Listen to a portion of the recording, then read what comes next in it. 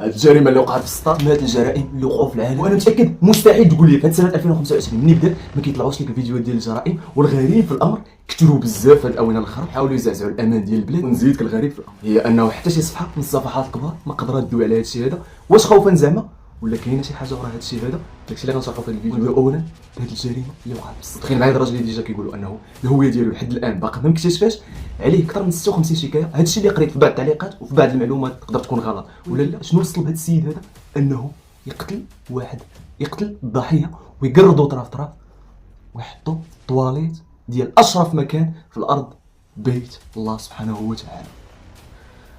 غير قلتها لحمي التبوج، فما بالك بهذا الشخص اللي دارها وبهاد الناس اللي شافوا هاد الحديثه. وهذا الشيء اللي وقع راه غير في هاد الايام هادو بهذا التاريخ هذا في مدينه السطات. متاكد كلكم كتسالوا وكلكم باغيين تعرفوا علاش هاد الفيديوهات كثرت في الاونه الاخرى. الا بغيتوا نديروا فيديو مفصل ونمشيو طبعا نبحثوا على معلومات دقيقه كيف ما عندناكم، ما كنبغيوش نعطيو لكم معلومات اللي غلطه. الصفحه ديالنا وفي القناه ديالنا نزلوا كامل التعليقات، كتبوا لي بغينا الفيديو بغينا الفيديو، وان شاء الله غنجمع التعليقات واللي عنده شي معلومات يكتبها لنا في التعليقات على هادشي اللي واقع عندنا في المغرب، وغنديروا فيديو مفصل طويل فيه التعليقات ديالكم كاملين وفيه الاراء ديالكم.